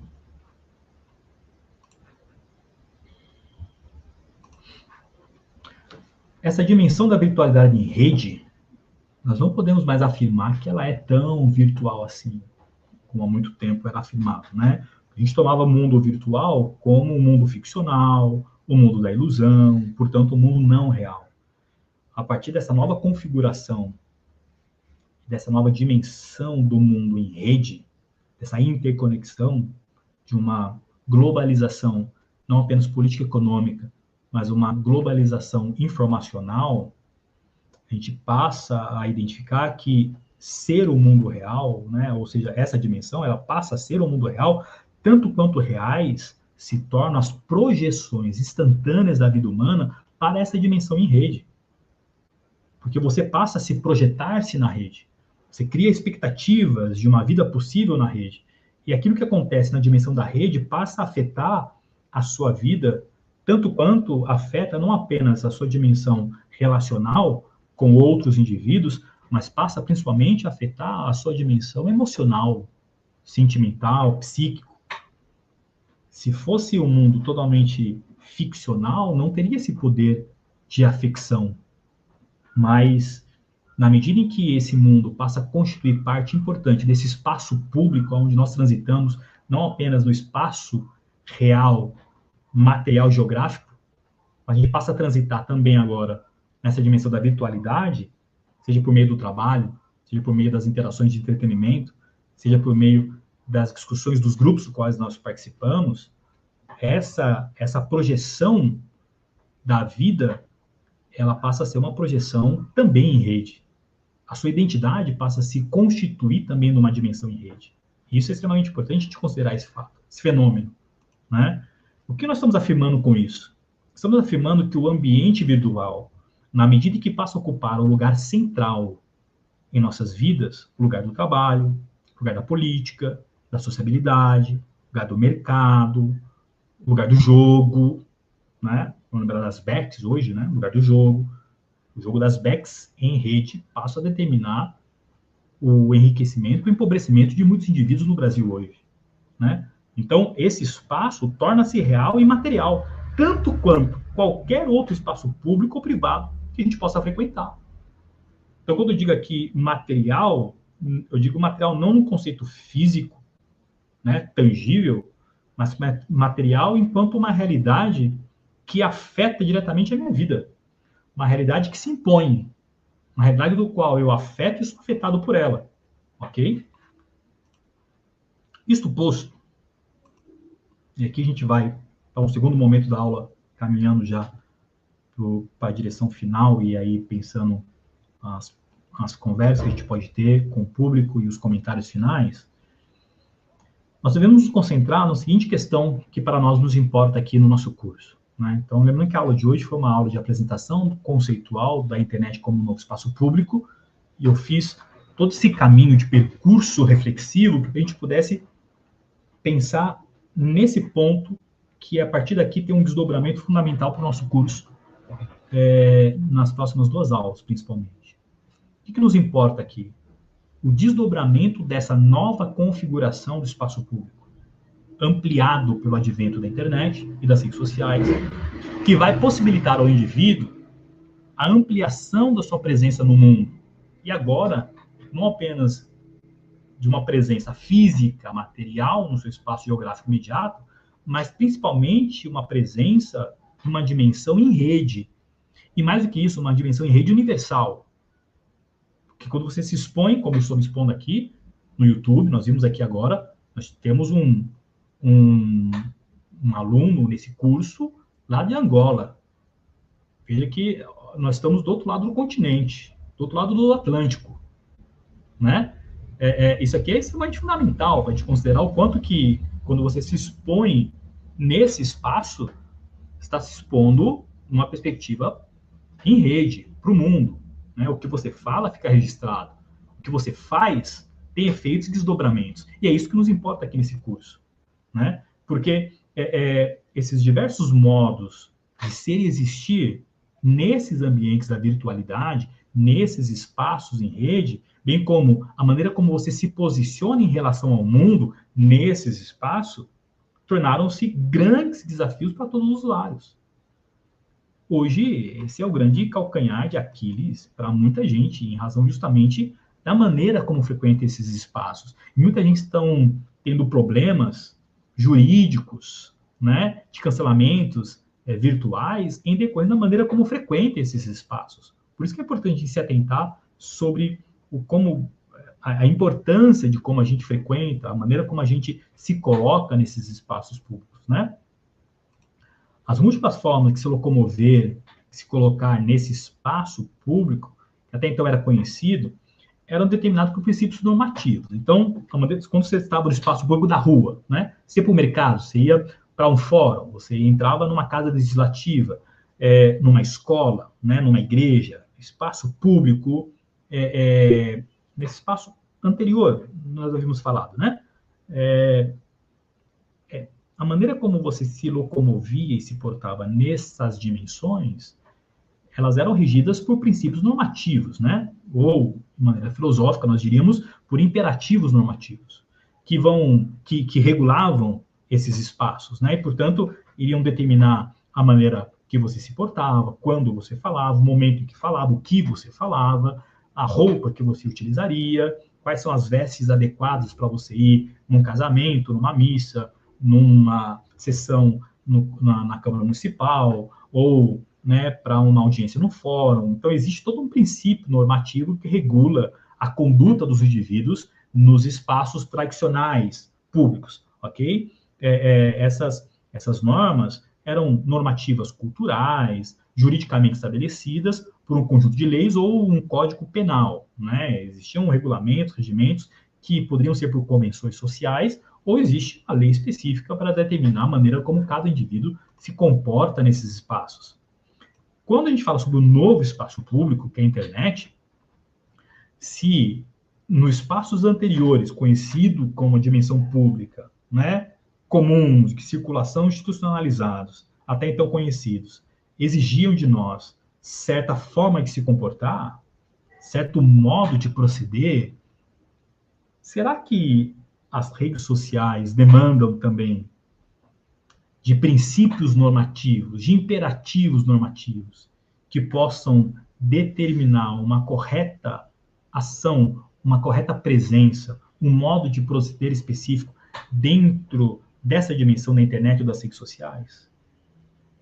Né? Será que, assim como os espaços públicos eram regidos por princípios normativos, por imperativos normativos, que condicionavam a maneira como os indivíduos se portavam nesses espaços, será que isso também não deveria ocorrer nesses novos ambientes, os ambientes digitais, os ambientes virtuais, esse novo espaço público, como nós estamos definindo aqui nesse curso, né, da internet, das redes sociais? Eu coloquei essa chamada do Jornal Nexo como uma provocação sobre um tema extremamente atual que está sendo a discussão sobre a regulação das redes, a necessidade de estabelecer princípios normativos para aqueles que frequentam esses espaços. Então, o nosso curso está dentro de um tema extremamente atual, ok? E uma discussão extremamente atual, né? A potencialidade da capacidade comunicacional das tecnologias de informação e comunicação, e principalmente da internet e das redes sociais, às quais nós passamos a dedicar maior atenção a partir de agora. Então, nossa atenção vai se focar agora para a internet, rede social. Ela nos obriga a reconhecer duas questões fundamentais sugeridas por Dalarbe. Olha que Dalarbe, né, escreveu esse artigo em 2009, mas o que ele escreveu lá em 2009 ainda reverbera para nós hoje como um ponto extremamente importante. Né? O que ele propõe? Quais são as duas questões fundamentais? Né? Eu abro aspas para Dalarbe. Por um lado, a rede está presente por si mesma na socialização de mensagens dos mais diversos assuntos, notícias e conhecimentos, e, como todos sabemos, também futilidades e trivialidades. Por outro lado, a internet propaga e armazena os conteúdos divulgados por outros meios. A imprensa escrita e, cada vez mais, o rádio e a televisão utilizam a rede na busca de novos espaços para os materiais divulgados também de maneira convencional. Então, isso aqui é extremamente importante pensar os desdobramentos a partir dessas duas perspectivas, né? Ou seja, a problemática se impõe na medida em que, ao refletirmos sobre desdobramentos na vida social, a partir do acesso do usuário, de um lado, as trivialidades e futilidades, certo? Que caracteriza muito das redes sociais, mas não é só isso, não são só trivialidades e futilidades, mas tem muita coisa lá que são triviais, são fúteis. Mas, por outro lado, as informações dispostas por empresas que se utilizam desses novos meios para veicular suas atividades e, principalmente, suas ideologias. Seja a imprensa, a propaganda, o marketing, o entretenimento. Isso aqui é extremamente importante para o que objetivamos nesse curso, né? Como que as empresas vão se utilizar desse novo espaço para promover os seus interesses. E isso tem tudo a ver com a maneira como a gente se relaciona com esse novo espaço público, né? Então, para a primeira questão das trivialidades, né, para a primeira, Zygmunt Bauman já classificara como efeitos da modernidade líquida, né, ou a sociedade líquida, que esse conceito, não que esse conceito esgote, claro, a questão, né, o tema, do impacto das trivialidades, das futilidades, mas ele propôs uma reflexão interessante para a gente pensar como se caracteriza o mundo nessa nova dimensão das redes sociais, da internet, né. Para a segunda problemática, que são do interesse das empresas, né, de transformar esse espaço como extensão no mercado, e, claro, para difundir as suas ideologias, embora tenhamos diversos trabalhos exaustivos sobre o tema, nenhum deles também esgotam a temática, né? E a cada dia, na mesma medida com que os avanços da tecnologia da informação e comunicação se desdobram em novas tecnologias, novas reflexões e análises se mostram necessárias para abarcar e dar conta desse fluxo de transformação que caracteriza esses espaços, né? Se, por um lado, as empresas tradicionais, seja do mercado, da esfera jornalística, ampliaram a sua presença para esses novos espaços, veiculando seus produtos e suas ideologias, por outro lado, elas não detêm mais o monopólio da informação, como afirmei há pouco. Se antes, né, a imprensa, seja a escrita, seja por meio de radiodifusão, seja pela televisão, elas detinham o monopólio do microfone, da atenção, do discurso, que era caracterizado, chamado espaço público.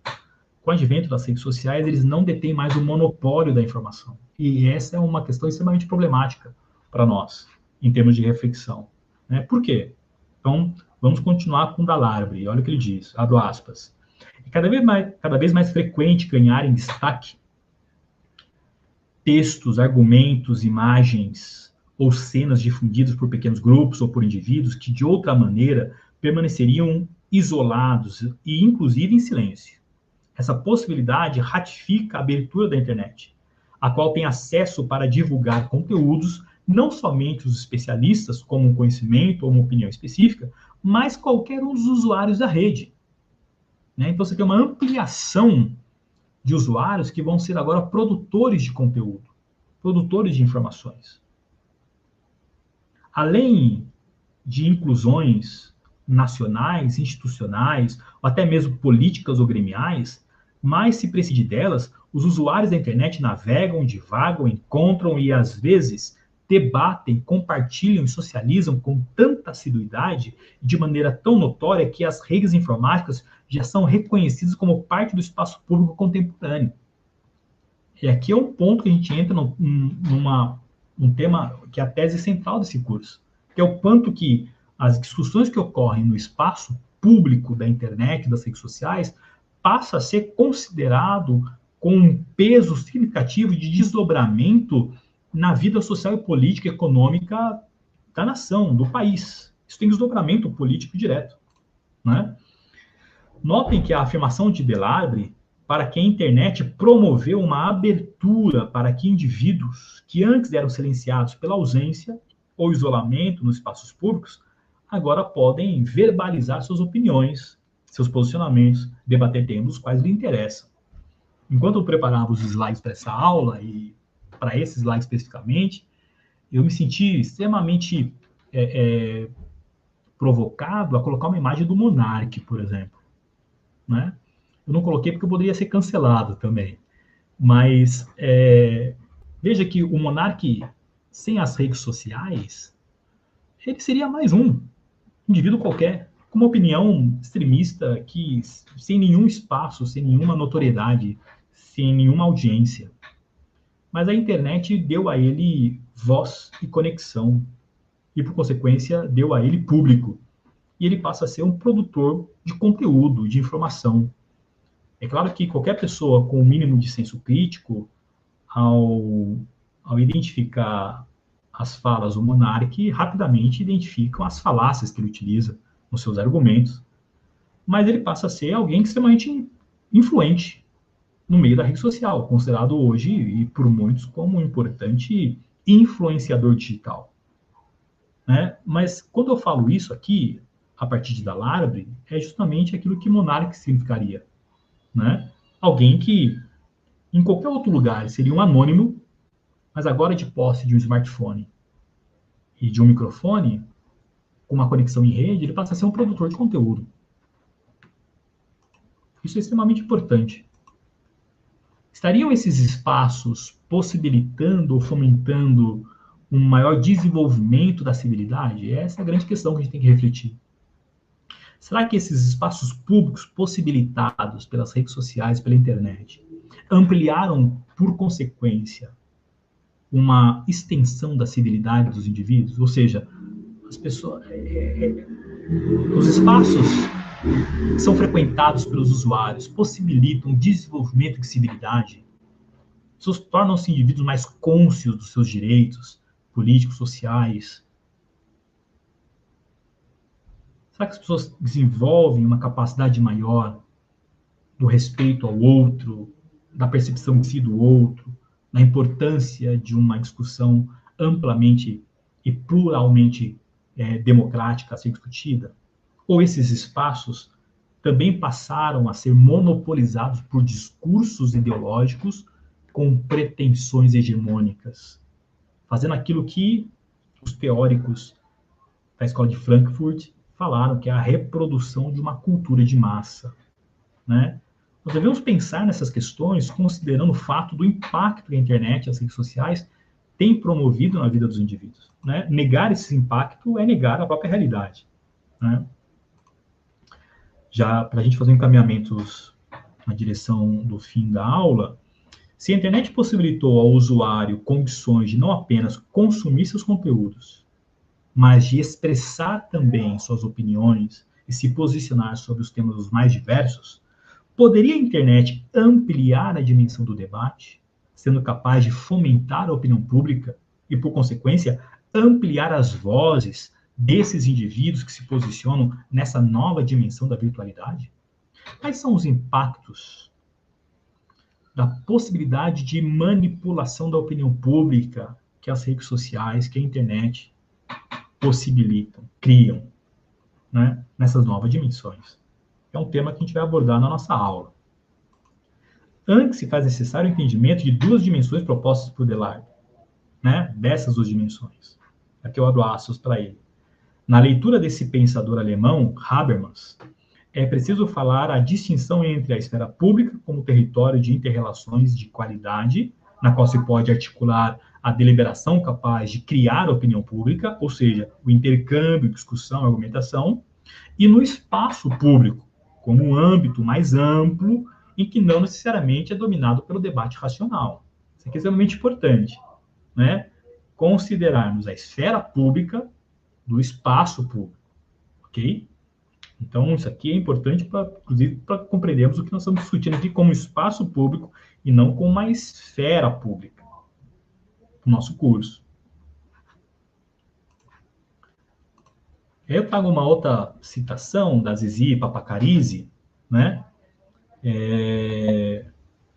Ela é uma pesquisadora greco-estadunidense, e ela vai fazer uma diferenciação muito, muito bem estabelecida entre espaço público e esfera pública, né? Que Deleuze havia proposto no texto anterior. Olha o que ela diz, né? Abro aspas. Deveria ficar claro que um novo espaço público não é sinônimo de uma nova esfera pública. Como espaço público, a internet proporciona outro foro para a reflexão política. Como esfera pública, a internet poderia facilitar a discussão que promova um intercâmbio democrático de ideias e opiniões. Um espaço virtual incrementa a discussão. Uma esfera virtual incrementa a democracia. É extremamente importante considerarmos a fala da Zizi Papakarizi, porque se anteriormente os espaços públicos demarcados eram rigidamente estabelecidos e definidos, restringiam, em certa medida, a participação dos indivíduos no debate, nas discussões de interesse público, né, considerando as estruturas das instâncias anteriores, a internet, como sugere Papakarizi, fomentou uma outra dimensão, o qual ela denomina de esfera virtual, que possibilita uma ampliação da própria democracia, convergindo para o que Lemos e Santana havia proposto em 2019, no seu artigo, quando eles defendem e afirmam que as redes sociais se colocam como novos espaços de interação política. E se a internet se coloca como novos espaços de interação política, também se coloca como espaços de participação de agentes políticos, ok?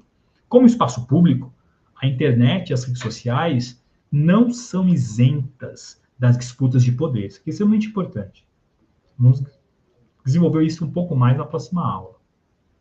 Isso porque a internet, embora possa ampliar espaços de participação e de vocalização de interesses particulares, de indivíduos ou grupos específicos, a internet não é neutra. Embora ela possibilite uma maior participação, pessoas possam vocalizar, possam verbalizar os seus posicionamentos, a internet e as redes sociais, ela não é neutra, elas não são neutras. Na medida em que ela opera a partir de empresas que oferecem serviços de armazenamento em servidores e, por outro lado, hospedagem, impulsionamento de publicações, e-commerce, relações sociais, etc. Logo, a lógica pela qual o funcionamento das relações na internet e nas redes sociais opera é também a própria lógica do neoliberalismo e, por consequência, do próprio capitalismo e, por consequência, de uma lógica de uma classe dominante, de uma elite econômica mundial que opera e controla essas empresas que dominam essa dimensão tecnológica que a gente chama de Big Techs. Ok? Assim sendo, na mesma medida em que a internet, de um lado, amplia os espaços democráticos de participação e expressão, ao mesmo tempo, ela também controla e restringe esses mesmos espaços, na medida em que o seu funcionamento se realiza na mesma lógica do mercado, na mesma lógica do sistema.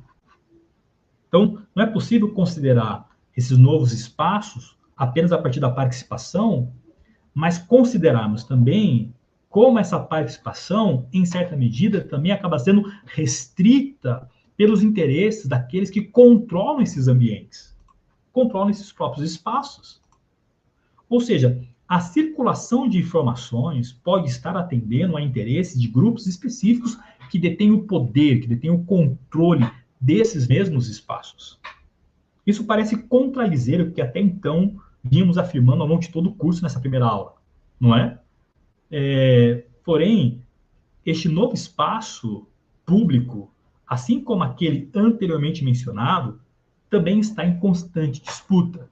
E é claro, se está em constante disputa, aqueles que detêm poder, aqueles que detêm poder econômico, principalmente, controlam as narrativas, controlam esses espaços e determinam quais são as regras que serão jogadas dentro desses espaços. Quais são as normas, né? Isso a gente pode ver, por exemplo, a partir desse fenômeno, daquilo que foi citado agora, é um fenômeno observado por diversos especialistas, né? E que decorre da popularização da internet e das redes sociais, é a sua utilização como meio pelo qual os mais diversos grupos políticos, com as suas mais diversas intenções, pudessem alcançar os seus eleitores, ou angariar apoio político, organizar movimentos sociais ou manifestações públicas. Eu coloquei aqui, por exemplo, o logo de um importante grupo que lá em 2013, a partir das jornadas de julho de 2013, foi fundamental para todo o desdobramento político que ocorreu em 2013 e 2014, impacto na eleição de 2014, impacto no golpe parlamentar em 2016 na Dilma Rousseff, e principalmente que resultou num impacto gigantesco nas eleições de 2018 e 2022, né? Que começa com um dos primeiros grandes grupos, né? Naquela época, 2013, a organizar grandes manifestações do Brasil, que é o Vem Pra Rua. Então, você tem, nesses espaços, a possibilidade de você organizar movimentos sociais, de você conseguir angariar apoio político. Isso passa a ser um diferencial nesse espaço, nesse cenário. Por um outro lado, e aqui eu já estou encerrando a aula, o uso da internet e das redes sociais para este fim tornou-se também uma estratégia amplamente compartilhada e facilitada pelos algoritmos de inteligência artificial, que fazem a gestão das redes sociais, softwares e serviços online, como as Big Techs. O uso da internet passa a ser fundamental para atender os interesses desses grupos, ao qual os donos dessas Big Techs estão vinculadas. No entanto, nós vamos desenvolver essa discussão relacionada aos algoritmos das Big Techs numa próxima aula, com o tema a internet como um novo espaço público em disputa por meio dos algoritmos, né? Desinformação, disputas de narrativas e discursos de ódio. Para a gente poder encerrar e caminhar aqui para o final dos últimos minutos, de poder bater um papo, responder perguntas e certos comentários, eu quero só passar aqui para vocês a bibliografia utilizada para essa aula.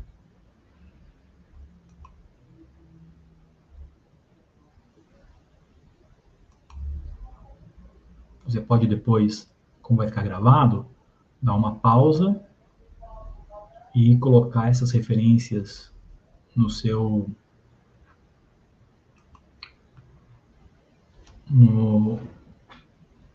sistemas de buscas pessoais e poder fazer a localização dessas referências e poder formular o seu próprio conteúdo, sua própria compreensão. Ok? Eu quero chamar o João de volta aqui para nossa aula, para nossa conversa. E só para encerrar... Pois não, Juliano. Antes da gente... João, só um minutinho antes da gente ver os comentários e caminhar para o final da aula, só queria ler com o pessoal o que nós vamos abordar no conteúdo programático dessas 3 aulas, que vai ficar o seguinte: hoje, então, dia 15, a aula 1, nós falamos sobre a internet como novo espaço público. Então, o interesse foi introduzir essa temática, o interesse foi poder possibilitar uma compreensão do que é o espaço, a internet como espaço público, e do que nós estamos tratando, para introduzirmos as discussões referente a esse tema. Na aula de quarta-feira, dia 17/12, o tema será a internet como novo espaço público em disputa por meio dos algoritmos. A gente vai trabalhar com desinformação, disputas de narrativas e discurso de ódio. E na última aula, para encerrar, a aula 13 e 19/12, o tema da aula será a contribuição da filosofia para a reflexão crítica nesses novos espaços públicos. Ok? Então, para quem frequentou a aula de hoje, temos quarta-feira, às 19 e sexta-feira, às 19. Tá bom? Lembrando que o João deixou disponível para vocês um arquivo com o link do Drive, que eu disponibilizei não apenas a ementa do curso, mas também toda a bibliografia sugerida, para quem quiser aumentar os seus estudos sobre essa temática, ok? João, se quiser tirar a apresentação e vamos ler os comentários, conversar com os nossos alunos que estão presentes aqui, a gente pode fazê-lo agora, tá? Bom, não foram colocadas novas perguntas aqui nos comentários, ô Juliano, mas você pode propor aqui as perguntas agora, se você quiser, ou a gente deixa aberto aqui, né, para quem tiver interesse em se manifestar. Eu queria, então, deixar aberto para quem quiser fazer algum comentário a respeito, principalmente dessa última parte, as últimas 4 ou 5 slides que nós trabalhamos, o conteúdo referente à problemática da internet e das redes sociais como espaço de disputa, vinculado à necessidade ou não, será, eu queria fazer uma provocação para quem está com a gente, se nos espaços públicos anteriores nós tínhamos, né, de modo muito presente, os imperativos normativos que regulavam esses espaços, será que, a partir do que a gente viu aqui nessa aula, e principalmente nessa parte final, se são espaços que atendem interesses diversos e os usuários também tornam-se produtores de conteúdo, será que seria importante nós termos algum tipo de regulação para que os usuários pudessem frequentar esses espaços ou não? Né? Será que se nós regularmos, nós estaríamos restringindo a liberdade de expressão e a liberdade de frequência dos indivíduos? Ou, como qualquer outro espaço público, a regulação seria um ponto importante para considerar os limites, né, dos usuários, de como eles transitam, como que eles, o que eles compartilham, como que eles se posicionam nesses novos espaços, né? Vamos ver se as pessoas têm algum tipo de ideia a compartilhar com a gente dessa perspectiva. E você, professor João, o que você acha dessa temática?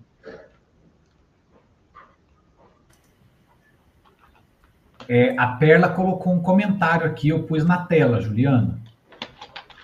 Uma coisa importante que ela colocou, a Perla Camila de Melo Martins compartilhou, né? João, me parece que esse espaço público virtual é muito despolitizado ainda. Será que isso é despolitizado ainda? Quando você fala despolitizado, você fala a respeito referente a quê? Né? Dependendo de qual espaço público, de qual rede social a gente estaria falando.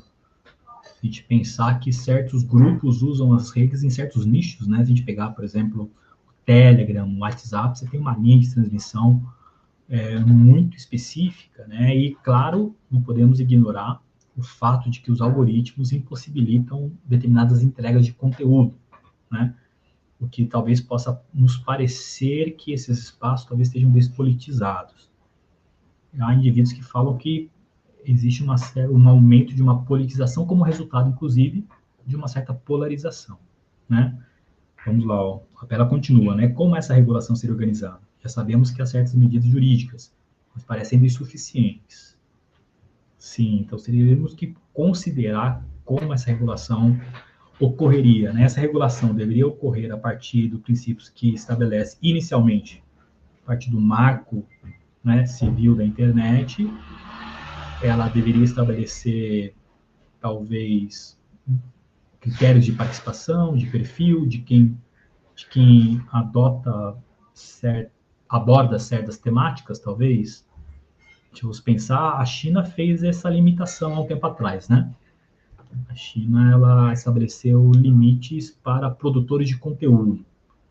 Então, ela acabou regulando de que os produtores de conteúdo sejam apenas pessoas formadas, pessoas com uma certa especialização no tema que se propõe de compartilhar. Mas, se a gente pensar em usuário comum, como será que nós poderíamos estabelecer essa regulação?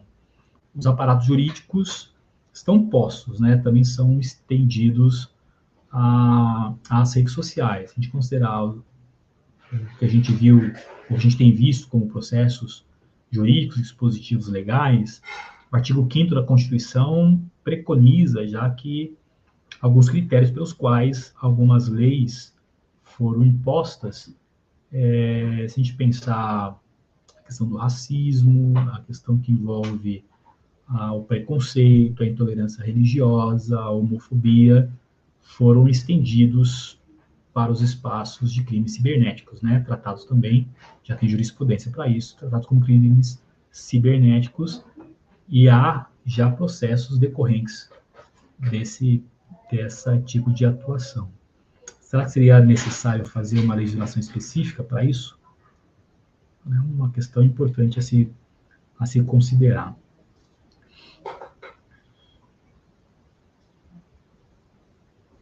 O Paulo Bertolini, ele compartilha a seguinte questão, né? Como disse, vejo que estamos em uma extensão do espaço real. Se temos regras, leis para reger o espaço público, e aí cortou seu comentário, Paulo. Acho que se temos, talvez seria, né, para completar, se temos regras do espaço público reais, necessito também de leis para definir esses limites. Né? O Paulo Bertolini, ele vai afirmar a necessidade de estabelecer também leis específicas para o uso e a frequência nas redes sociais, assim como temos leis para os espaços reais, né? E o professor João, eu fico sempre pensando que existe uma reflexão que a gente faz, que é uma convenção social, né?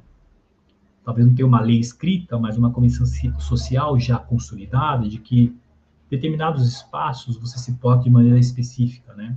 Por exemplo, a roupa que você vai numa balada não é a mesma roupa, talvez, que você utilizaria para ir numa missa, né? Minha mãe falava isso muito para nós e para minha irmã, principalmente, né? Então, existe uma convenção social de que determinava a maneira como você se veste e se porta para ir em um determinado espaço público, como um bar, uma noite, uma balada com amigos, ou numa missa, no espaço religioso. Então, existem critérios que definem a maneira como você se comporta em determinados espaços. É engraçado como esses critérios a gente não consegue trazer para as redes sociais, né? As redes sociais, a internet, os comentários que fazemos, no perfil pessoal de cada um, ou comentários que fazemos em outros perfis, eles sempre são tomados como opiniões, como se você estivesse falando dentro da sua casa. Então, se na minha casa eu falo o que eu quero, me trato como eu quero e ando como eu quero, na rede social eu vou agir da mesma forma. Mas aí que a gente esquece que a rede social, ela é um espaço público. E como espaço público, né, citado ao longo do curso e lembrado aqui pelo Paulo, tem regras, né? espaço em que você encontra com o outro, a maneira como você se relaciona com o outro, tem regras. Demanda de regras. Existem comportamentos aceitáveis, comportamentos que não são aceitáveis. Existem expressões que são aceitáveis, expressões que não são aceitáveis. Isso deve ser considerado também nos espaços públicos, né? Devem sim estabelecer limites, né? Nós não podemos agir de qualquer forma, não podemos falar de qualquer forma, não podemos nos comportar de qualquer modo, né? De qualquer jeito, de modo irresponsável, desrespeitoso, preconceituoso e violento nesses espaços. Estamos chegando aí a 5 minutos de encerrar a aula. Eu queria ler só mais um comentário do Paulo. Neste caso, a definição ética, né, mas a ética nas redes são de viés distorcido. Exatamente. Na rede social, a ética era distorcida. Exigiria uma educação ética, né? E é isso a importância que a gente defende, a importância de um letramento digital, né, de uma alfabetização digital, um letramento digital, que é fundamental para se considerar a participação de todos os usuários, né? Eu queria só chamar aqui o professor João, para a gente encerrar o nosso curso na aula de hoje, para ele dar as últimas informações, fazer as últimas ressalvas que sejam necessárias, para a gente possa dar encaminhamento para o fim, tá bom, professor? Tá ótimo. Juliano, muito obrigado. Eu quero começar agradecendo a você e agradecendo a todos aqueles que nos acompanharam até o final aqui, inclusive aqueles que estão nos acompanhando através da gravação também.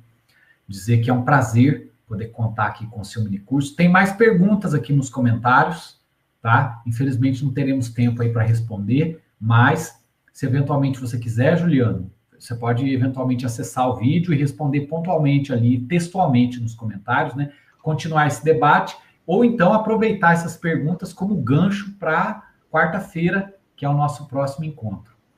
Essas perguntas ficarão registradas no chat, professor João?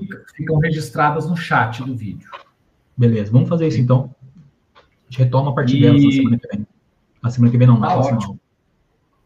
E é isso, gente. Eu quero só agradecer a todos vocês novamente, dizer que quarta-feira continuaremos aqui com esse mini curso, tá? Desejando a todos aí uma boa noite e um bom descanso. Até mais. Uma boa noite a todos, bom descanso. Professor João, uma boa noite, obrigado.